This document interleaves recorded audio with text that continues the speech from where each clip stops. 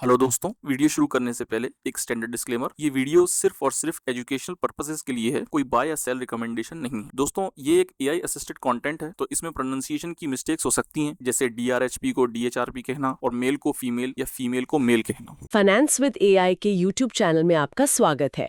आज हम इन्फोसिस के Q2 फिस्कल ईयर 2026 के अर्निंग्स कॉन्फ्रेंस कॉल ट्रांसक्रिप्ट को बारीकी से देख रहे हैं। ये transcript alpha street India YouTube channel से लिया गया है। हमारा मिशन सिर्फ इस कॉल में जो जानकारी दी गई है उसके आधार पर इन्फोसिस की हाल की परफॉर्मेंस, उनकी एआई स्ट्रैटेजी और फ्यूचर आउटलुक को समझना। तो चलिए इसे खोलते हैं। शुरुआत करते हैं हेडलाइन परफॉर्मेंस आंकड़ों से। Q2 के लिए रेवेन्यू सीक्वेंशियली 2.2% बढ़ा और साल दर साल कांस्टेंट करेंसी में 2.9%।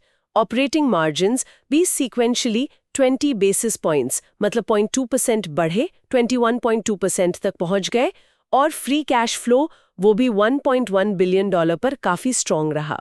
बिल्कुल। और ध्यान देने वाली बात यह है कि ये परफॉर्मेंस एक आप कह सकते हैं अनिश्चित मैक्रो एनवायरनमेंट के बावजूद आई है। ये उनका लगातार दूसरा स्ट्रॉन्ग क्वार्टर है। अहम बात यह भी है कि रेवेन्यू ने पहली बार $5 बिलियन क्वार्टरली मार्क को क्रॉस किया है। लार्ज डील्स भी काफी सॉलिड रहीं। 3.1 बिलियन टोटल कॉन्ट्रैक्ट वैल्यू यानी TCV इस क्वार्टर में जनरेट हुआ। और इसके ऊपर क्वार्टर खत्म होने के बाद एक 1.6 बिलियन की मेगा डील भी अनाउंस हुई यूके की नेशनल हेल्थ सर्विस के साथ। और H1 यानी पहले 6 महीनों की परफॉर्मेंस भी तो स्ट्रॉन्ग थी, है ना? हाँ। रेवेन्यू पिछले साल के मुकाबले 3.3% बढ़ा। हाँ, बिल्कुल सही। और H1 में जो फ्री कैश फ्लो कन्वर्जन रहा वो 120% था उनके नेट प्रॉफिट से, काफी ज्यादा। ये उनकी मजबूत फाइनेंशियल हेल्थ और रोबस्ट एग्जीक्यूशन कैपेबिलिटीज दिखाता है। एक्चुअली ये उनका लगातार छठा क्वार्टर है जहां FCF कन्वर्जन 100% से ऊपर रहा है, जो मौजूदा हालात को देखते हुए काफी इंप्रेसिव है। इससे कलेक्शंस और ऑपरेशंस में अच्छा डिसिप्लिन दिखता है। ठीक है, अब उस तरफ चलते हैं जो एक बड़ा फोकस एरिया लग रहा है, AI। CEO सलिल पारेख और चीफ डिलीवरी ऑफिसर सतीश दोनों ने इस पर काफी जोर दिया। उन्होंने कुछ उदाहरण भी दिए, जैसे एक बड़ी एप्रल कंपनी के साथ जेनरेटिव AI और AI ऑप्स का इस्तेमाल कर रहे हैं कोर ऑपरेशंस को मॉडर्नाइज करने के लिए, और एक टेलीकॉम क्लाइंट के लिए ऑपरेशंस में एडवांस्ड इंटेलिजेंस डाल रहे हैं ताकि इनोवेशन तेज हो सके। हाँ, और यार दिलचस्प बात है उनकी स्पष्ट रूप से परिभाषित AI फर्स्ट स्ट्रैटेजी। सतीश ने इसे काफी डिटेल में बताया, और ये सिर्फ क्लाइंट ऑफरिंग्स के बारे में नहीं है, बल्कि उतना ही महत्वपूर्ण उनका इंटरनल ट्रांसफॉर्मेशन भी है। चलिए इसे इसके मुख्य पिलर्स में तोड़कर देखते हैं। पहला पिलर है इंटरनल फोकस। उन्होंने बताया कि लगभग 90% एम्प्लॉइज अब AI अवेयर हैं, मतलब वो अपने रोज के काम में AI टूल्स जिम्मेदारी से इस्तेमाल कर सकते हैं। फिर आते हैं AI बिल्डर्स, जो टॉप 10% टेक टैलेंट है, इनोवेशन ड्राइव कर रहे हैं। और टॉप पर हैं AI मास्टर्स, जिसमें फॉरवर्ड डिप्लॉयड इंजीनियर्स भी शामिल हैं, जो जटिल क्लाइंट चैलेंजेस सॉल्व कर रहे हैं। इसका असर भी दिख रहा है। उनके इंटरनल AI कोड असिस्टेंट्स ने पहले ही 25 million lines of code generate कर दिए हैं, और AI एजेंट्स ने इंटरनल प्रोसेस जैसे इनवॉइस ऑटोमेशन से $50 मिलियन का कैश फ्लो अनलॉक किया है। कंप्लायंस प्रोसेस में भी मतलब काफी 40-50% end to end productivity gains देखे गए हैं। दूसरा पिलर है क्लाइंट ऑफरिंग्स। यहां सेंटरपीस है इन्फोसिस टूपास सूट। एसेंशियली एक इंटीग्रेटेड AI प्लेटफॉर्म है जो क्लाइंट्स को AI सॉल्यूशंस जल्दी बनाने और डिप्लॉय करने में मदद करता है। इसमें services.ai और client.ai जैसे फ्रेमवर्क्स हैं, साथ ही 22 इंडस्ट्री स्पेसिफिक ब्लूप्रिंट्स और 400 से ज्यादा प्री बिल्ट AI एजेंट्स हैं जो खास वर्टिकल जरूरतों के लिए बने हैं। अच्छा। तीसरा, और ये काफी क्रिटिकल है पायलट पैरालिसिस से निपटना। ये इंडस्ट्री में एक आम चुनौती है। कैसे AI पायलट प्रोजेक्ट्स को सफल एंटरप्राइज स्केल इंप्लीमेंटेशंस में बदला जाए जहां असली वैल्यू मिले। इसके लिए इन्फोसिस ने 5 मुख्य लीवर्स पहचाने हैं। पहला है फॉरवर्ड डिप्लॉयड इंजीनियर्स, FDEs। इनके बारे में हम थोड़ी देर में और बात करेंगे। एक उदाहरण दिया गया था एक ग्लोबल लॉजिस्टिक्स क्लाइंट का, जहां FDEs ने रियल टाइम डेटा इस्तेमाल करके एक सोल्यूशन को क्रिएट किया जो शिपमेंट लाइफ साइकिल्स प्रिडिक्ट करता है। इससे तुरंत $1.5 मिलियन का फायदा और $8 मिलियन की सालाना बचत हुई। अच्छा, 8 मिलियन सालाना? हाँ। दूसरा है टोपाज डेटा वर्कबेंच। एक इंडस्ट्रियल मैन्युफैक्चरर के लिए 10 पेटाबाइट्स डेटा पर एक यूनिफाइड डेटा फैब्रिक बनाया गया। इससे AI कंपेनियंस को पावर मिली और डेटा एनालिसिस में 90% प्रिसीजन बूस्ट हासिल हुआ। ये डेटा फाउंडेशन बनाने पर फोकस करता है। तीसरा है small language models, SLMs।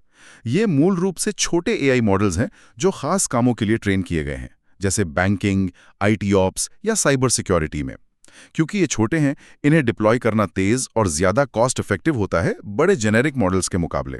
Infosys इन्हें एज अ सर्विस भी ऑफर कर रहा है। ओके। चौथा है रिस्पॉन्सिबल AI ऑफिस। इन्फोसिस दावा करता है कि वो दुनिया की पहली कुछ कंपनियों में से है जिन्हें जिम्मेदार AI मैनेजमेंट सिस्टम्स के लिए ISO 42001 सर्टिफिकेशन मिला है। ये क्लाइंट्स को एथिक्स और गवर्नेंस के लिए टेक्निकल गार्डरेल्स देते हैं जो AI अपनाने में भरोसा बनाने के लिए जरूरी है। और पांचवा है पॉली डिलीवरी AI मॉडल। इसका मकसद है क्लाइंट्स को मुख्य AI प्रोवाइडर्स पर जरूरत से ज्यादा निर्भरता से बचाना, यानी वेंडर लॉक इन से बचना। ये एक फ्लेक्सिबल मॉडल देता है। एक यूरोपियन बैंक का उदाहरण दिया गया जिसने इसे इस्तेमाल करके अपना AI इनोवेशन लैब बनाया और 13 अलग-अलग AI सॉल्यूशंस डिप्लॉय किए अलग-अलग प्रोवाइडर्स पर। अच्छा। और आखिर में चौथा पिलर है AI इकोसिस्टम। यहाँ Nvidia, Microsoft, Google cloud, Intel, Meta जैसे बड़े प्लेयर्स के साथ स्ट्रेटेजिक अलायंसेस हैं। वो गिटहब को-पायलट पर 22,000 डेवलपर्स को ऑनबोर्ड करने वाली पहली बड़ी कंपनियों में से भी थे। इसके अलावा स्टार्टअप्स और कैम्ब्रिज, स्टैनफोर्ड, MIT जैसे प्रमुख एकेडमिक संस्थानों के साथ भी कोलैबोरेशन है। ये फॉरवर्ड डिप्लॉयड इंजीनियर्स वाला कॉन्सेप्ट थोड़ा हटके लग रहा है। ये नॉर्मल इंजीनियर्स से ठीक अलग कैसे हैं? कॉल में इस पे कुछ और जानकारी मिली? हाँ, ये एक अच्छा सवाल था और इस पे कॉल में बात हुई थी। फंडामेंटली ये बहुत स्पेशलाइज्ड इंजीनियरिंग टैलेंट है जो सिर्फ कोड नहीं लिखते, बल्कि क्लाइंट के बिजनेस कॉन्टेक्स्ट के अंदर गहराई से जुड़े होते हैं। उनका मुख्य फोकस क्लाइंट के साथ पार्टनरशिप में नए AI सॉल्यूशंस को क्रिएट करना है। ये खास तौर पे तब जरूरी है जब projects proof of concept stage से कॉम्प्लेक्स एंटरप्राइज स्केल अडॉप्शन की तरफ बढ़ते हैं। सतीश ने समझाया कि AI एक नए तरह का सॉफ्टवेयर स्टैक बना रहा है जो पहले मौजूद नहीं था, और ये FDEs उस को क्रिएशन प्रोसेस को चलाते हैं। वो क्लाइंट के स्पेसिफिक, अक्सर उलझे हुए लैंडस्केप को नेविगेट करते हैं और पक्का करते हैं कि AI असरदार तरीके से डिप्लॉय हो सके, पोटेंशियल और असल वैल्यू के बीच के गैप को बढ़ते हुए। समझ गए। तो ये असल में गहरी टेक्निकल एक्सपर्टीज को ठीक जरूरत की जगह पर एम्बेड करने के बारे में है, ताकि बड़े पैमाने पर AI लागू करने की जटिलताओं को नेविगेट किया जा सके। शायद इससे क्लाइंट के लिए रिस्क कम होता होगा। बिल्कुल, लगता है यही मुख्य आइडिया है, जटिल AI यात्राओं में फ्रिक्शन कम करना और वैल्यू रियलाइजेशन को तेज करना। ठीक है, अब डील्स और क्लाइंट ट्रेंड्स पर आते हैं। डील विन्स काफी मजबूत दिख रहे हैं। Q2 में 3.1 बिलियन TCV, जिसमें से इम्प्रेसिव 67% नेट न्यू बिजनेस था। H1 का टोटल TCV 6.9 बिलियन रहा, फिर से 60% से ज्यादा नेट न्यू के साथ। और जैसा आपने पहले बताया, Q2 के बाद वो 1.6 बिलियन की NHS मेगा डील भी है जो 100% नेट न्यू है और इसी साल रैंप अप होगी। कुल 23 लार्ज डील साइन हुई Q2 में। हाँ, डील मोमेंटम सॉलिड लग रहा है। जय संगराजका ने क्लाइंट साइड ट्रेंड्स पर कुछ दिलचस्प बातें बताई, अलग-अलग वर्टिकल्स में। फाइनेंशियल सर्विसेज, यहाँ डुअल फोकस है, मॉडर्नाइजेशन और AI अडॉप्शन पर जोर है, लेकिन कॉस्ट एफिशिएंसी भी बहुत जरूरी है।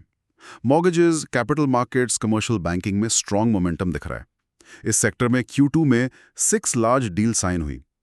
एक मुख्य ट्रेंड ये है कि बैंक्स AI इंफ्रास्ट्रक्चर में इन्वेस्ट कर रहे हैं और अब POC से फुल स्केल प्रोजेक्ट्स की तरफ बढ़ रहे हैं, खासकर एजेंटिक AI जैसे एरियाज में। यानी AI सिस्टम्स जो सिर्फ एनालाइज नहीं करते, बल्कि तय सीमाओं के अंदर ऑटोनॉमस एक्शन भी ले सकते हैं। अच्छा, एजेंटिक AI। मैन्युफैक्चरिंग, यहाँ मैक्रो अनिश्चितता का दबाव साफ दिख रहा है, खासकर ऑटोमोटिव सेक्टर में। डिस्क्रिशनरी स्पेंडिंग पर असर है, इसलिए फोकस शिफ्ट हो गया है डिजिटल इनिशिएटिव्स, एप्लीकेशन रैशनलाइजेशन, फालतू ऐप्स हटाना और महत्वपूर्ण रूप से AI ऑटोमेशन का इस्तेमाल करके प्रोडक्टिविटी बढ़ाने पर। दिलचस्प बात यह है कि Q2 में मैन्युफैक्चरिंग डील विन्स में नेट न्यू कंपोनेंट काफ़ी हाई था, जो शायद दिखाता कि इन्फोसिस के AI ऑटोमेशन सॉल्यूशंस को ज़रूरी कॉस्ट सेवर्स की तरह पोजीशन किया जा रहा है, सिर्फ डिस्क्रिशनरी स्पेंड्स की तरह नहीं। रिटेल, यहाँ क्लाइंट्स थोड़े सतर्क हैं, ज्यादातर टैरिफ चिंताओं की वजह से जो उनकी सप्लाई चेन्स और कॉस्ट्स पर असर डाल रहे हैं। फोकस एरियाज हैं AI एडॉप्शन, खासकर पर्सनलाइजेशन और एफिशिएंसी के लिए, cloud modernisation, supply chain de-risking और cost takeout programmes. Deal pipeline strong है, लेकिन एक ध्यान देने वाला असर यह है कि डिसीजन साइकिल्स थोड़े लंबे हो गए हैं। कम्युनिकेशन। ये सेक्टर ग्रोथ हेडविंड्स का सामना कर रहा है। ऑपरेटर्स पर कैपेक्स का दबाव है, इसलिए डिस्क्रेशनरी स्पेंडिंग कम है और इन्वेस्टमेंट प्रायोरिटीज शिफ्ट हो गई हैं एआई, ऑटोमेशन और इन टेक्नोलॉजीज का इस्तेमाल करके कस्टमर एक्सपीरियंस बेहतर करने की तरफ। URS, energy, utilities, resources. यहाँ कॉस्ट रिडक्शन, ऑपरेशनल एफिशिएंसी सुधारने और वेंडर कंसोलिडेशन पर जोर है। जेएनएआई अडॉप्शन बढ़ रहा है, खासकर टेक ऑपरेशंस में कॉस्ट कम करने के लिए इस्तेमाल हो रहा है।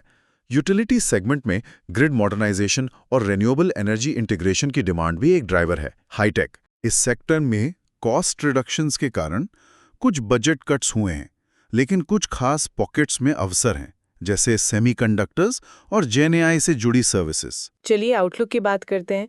इन्फोसिस ने फिस्कल ईयर 26 के लिए अपनी रेवेन्यू ग्रोथ गाइडेंस रिवाइज की है, थोड़ी ऊपर 2% से 3% तक कांस्टेंट करेंसी में। ऑपरेटिंग मार्जिन गाइडेंस को 20% से 22% पर वैसा ही रखा है। सही कहा, इस रिवीजन के पीछे मुख्य कारण H1 की स्ट्रॉन्ग परफॉर्मेंस है, जिसने उन्हें कॉन्फिडेंस दिया है। लेकिन ये गाइडेंस H2 यानी दूसरी छमाही में अपेक्षित सीजनल फैक्टर्स को भी ध्यान में रखती है, जैसे कम वर्किंग डेज, क्लाइंट फर्लोज जो आमतौर पर साल के अंत में होते हैं, और नए कैलेंडर साल की शुरुआत। ये गाइडेंस ऑस्ट्रेलिया की कंपनी वर्सेंट के साथ पोटेंशियल जॉइंट वेंचर के रेवेन्यू को शामिल नहीं करती है, क्योंकि वो डील अभी रेगुलेटरी अप्रूवल्स के लिए पेंडिंग है। ओवरऑल आउटलुक को सावधान आशावाद कहा जा सकता है। उन्होंने खास तौर पर मेंशन किया कि गाइडेंस के लोअर एंड 2% में बढ़ी हुई मैक्रो अनिश्चितता शामिल है, जबकि अपर एंड 3% एक तुलनात्मक रूप से स्थिर माहौल मानकर चलता है। और वर्कफोर्स के फ्रंट पर क्या अपडेट्स हैं? हेडकाउंट बढ़ावा लग रहा है। हाँ, Q2 में नेट 8,000 एम्प्लॉइज ऐड हुए, जिससे कुल हेडकाउंट लगभग 3,32,000 हो गया। एक पॉजिटिव साइन ये है कि एट्रिशन रेट काफी कम हुआ है, अब 14.3% पर है।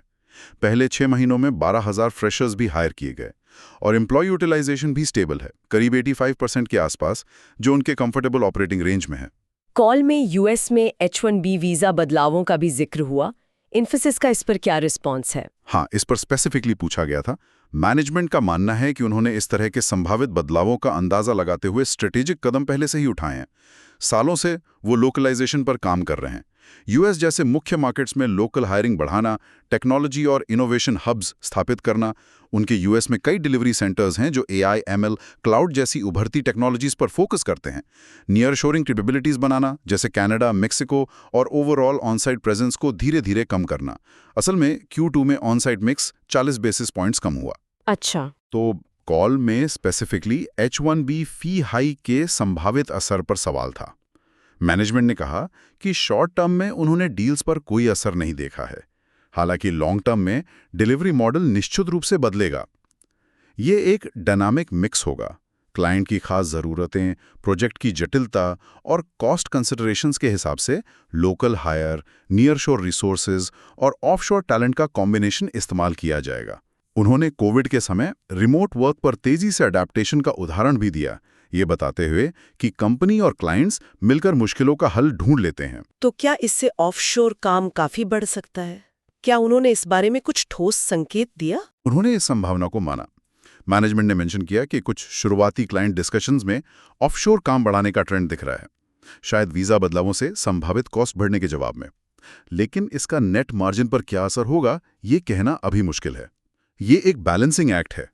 ऑफशोर काम से संभावित कॉस्ट सेविंग्स बनाम बढ़ी हुई लोकल हायरिंग की ज्यादा कॉस्ट, जो उनकी स्ट्रैटेजी का हिस्सा भी है। इसलिए मार्जिन गाइडेंस को अनचेंज रखा गया है। सब कॉन्ट्रैक्टर यूसेज, जो Q2 में थोड़ा बड़ा था, उसको भी टैक्टिकल माना जा रहा है, कोई स्थायी स्ट्रैटेजिक शिफ्ट नहीं। और एक बहुत जरूरी लेयर जो सलील पारेख ने जोड़ी, भविष्य के डिलीवरी मॉडल्स में AI एजेंट्स इंसानी कर्मचारियों के साथ काम करेंगे। ये इस पूरी लोकेशन बेस्ड मिक्स डिस्कशन में एक बिल्कुल अलग डायमेंशन जोड़ेगा, जो प्रोडक्टिविटी और कॉस्ट इक्वेशंस को काफी हद तक बदल सकता है। फाइनेंशियल हेल्थ की बात करें तो कंपनी एक अच्छी पोजीशन में लग रही है। स्ट्रॉन्ग कैश बैलेंस 6.2 बिलियन और एक हेल्दी रिटर्न ऑन इक्विटी 29.1% के साथ। बिल्कुल, और इस स्ट्रॉन्ग पोजीशन को दर्शाते हुए उन्होंने अपनी पॉलिसी के तहत कैपिटल एलोकेशन मेजर्स भी अनाउंस किए हैं। एक 18,000 करोड़ का शेयर बायबैक अनाउंस किया गया है टेंडर रूट से 1,800 रुपए प्रति शेयर की कीमत पर। यह Q3 में पूरा होने की उम्मीद है शेयर होल्डर अप्रूवल के बाद।